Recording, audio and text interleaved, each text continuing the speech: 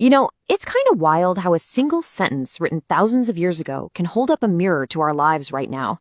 Today, we're going to pull apart just one of those sentences to get at a really powerful, maybe even uncomfortable psychological truth about something we all deal with: gossip. So this is it. This is our puzzle from the book of Proverbs.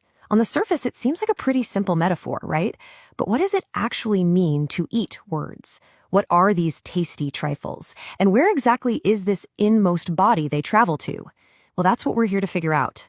Okay, let's dive right in by breaking down that first half of the metaphor. Before words can go anywhere, they have to be tempting enough for us to even let them in. The proverb calls this the tasty part. So seriously, what is it that makes this kind of talk so hard to resist? First things first, let's be really clear about who we're talking about. A talebearer isn't just someone sharing some news. The key word here is eagerly.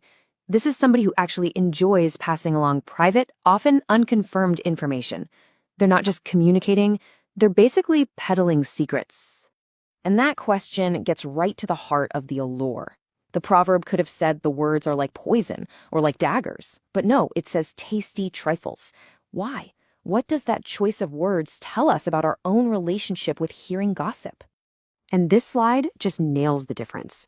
The metaphor is basically framing gossip as junk food for your mind. Think about it. A real, meaningful conversation is like real nourishment. It might take some effort, some chewing, but it builds you up. But gossip, the tasty trifle, is the complete opposite.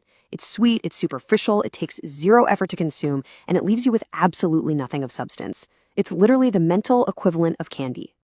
All right, let's keep going because the proverb doesn't just stop at how it tastes.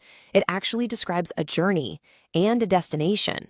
So once we've eaten this tasty trifle, where does it really go? What's so fascinating here is that this isn't just one thing happening. It's a whole process. You've got the initial hearing, then that moment of enjoyment, and then this really critical step, the descent. The words aren't just, filed away in the brain. The proverb says they travel down, deep inside, until they find a place to stick. And this is a total game changer in how we see it. We usually think of listening as this passive social thing, but this proverb flips that on its head. It argues it's an act of personal consumption. When you listen to a talebearer, you're not just some bystander in a conversation. You are the one actively choosing to open your mouth and swallow what they're serving. Okay, so we're eating these words, they taste pretty good, they go down easy, and they settle deep down inside us. So what? What's the big deal? What's the actual danger in that? And this brings us to the most crucial part of this whole thing. What really happens when our inner world, our psyche, gets filled up with all these consumed trifles? What's the lasting impact of letting these words just set up camp inside of us?